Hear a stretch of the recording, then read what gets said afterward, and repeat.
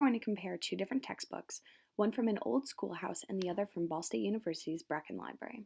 We're going to compare and contrast the content and setup of each book. The first book is the older book, which is from 1925, and then the second book is the newer one from 2003.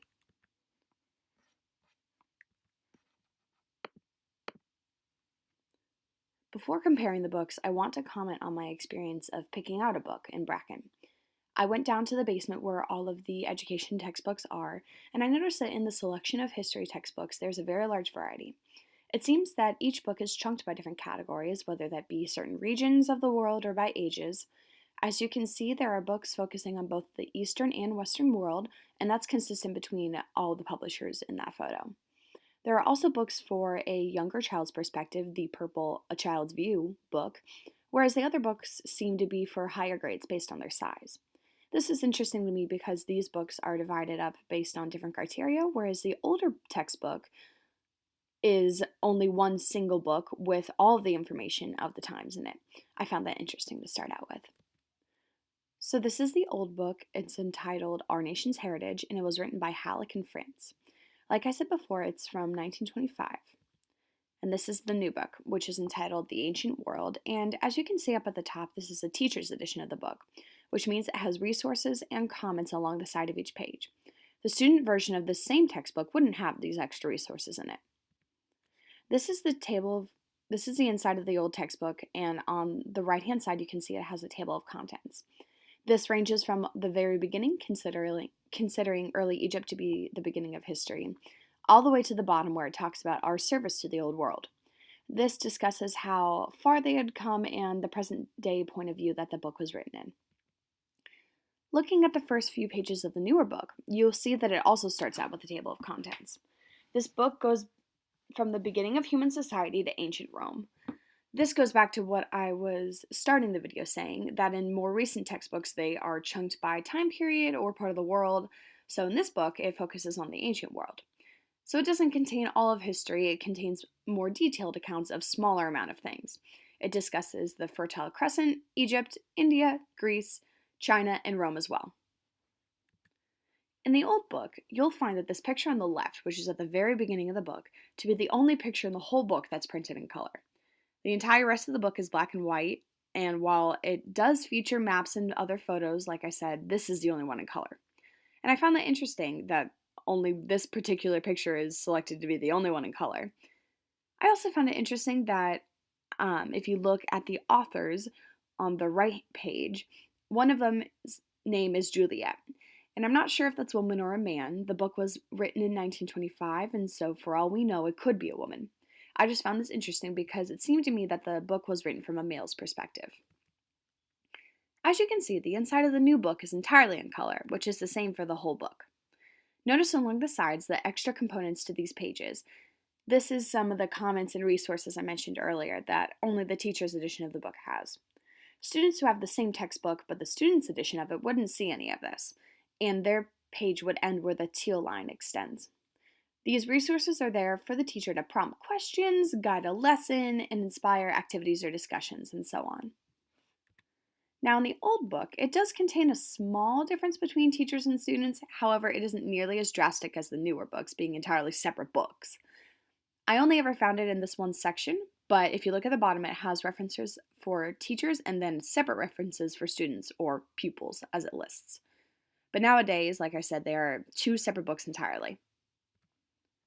I also found the amount of detail that the book went into very interesting. These are pages from the older book discussing the story of Pocahontas. I found it interesting because the story we know today is fairly romanticized and not nearly as graphic or gruesome as the true tale. And after reading these pages, I'm noticing that they also seem to play to a more lighter side of the story. The new book talks about different components of each of the societies listed in the table of contents. As you can see here, these pages talk about Rome's fall, the main religion in Rome, and it also talks about artifacts. The book talks about the culture of each of these societies, whereas the older book concentrates more on the American side or version of each civilization and how Americans were affected by or influenced each of them. I found the different points of view to be intriguing in the old book. Men seem to be almost put on a pedestal of sorts, and an entire section concentrating on men's contributions to society, as pictured here on the left. At the very top of this picture, you can see that the header describes the chapter of our book, or of this chapter of the book, Our Service to the Old World. And when the author says our, they really seem to be only talking about men's service and how that affected the current setting that they're in.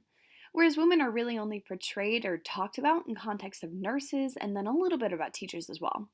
If you look at the right-hand picture, it includes a photo of women marching as nurses during the First World War. However, this is really the only context they're ever talked about in. At the back of each of these books, I noticed that there is an index. So this is a photo of the new books index, which goes on for quite a few pages. Whoops. The old book has an index as well, and this is the photo of a first page of it. The old book is roughly 430 pages long, whereas the new book is only about 200 pages.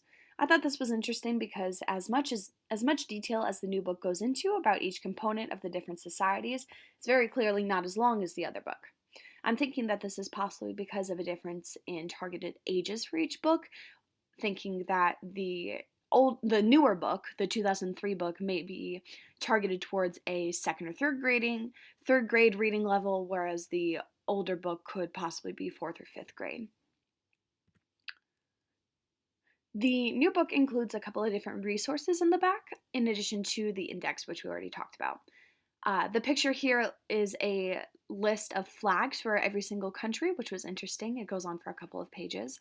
And then it also has maps, both physical and political, of each continent, and then a few specific countries.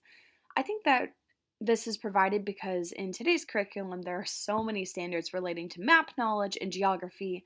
The old book didn't include anything like this, although it does have a few photos of maps intermittently throughout the book, but nothing quite as detailed as this section in the back of the new book. In this photo, if you look at the second to last paragraph, it says, "You have heard your fathers and grandfathers tell how, when they were boys, the idea of a horseless carriage seemed foolish." I thought this passage was really interesting because it's at the very beginning of chapter 1 of the book, and it goes back to the idea that the book was written from a male's perspective. It's very informal. It uses the words we and you, almost as if the author was talking to the reader, rather than simply presenting the information as most textbooks seem to be now.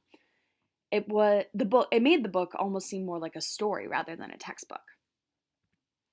And then these are my references for both books, both in APA. However, the slides didn't let me indent anything on them. Thank you for watching. If you have any questions or comments, leave them below.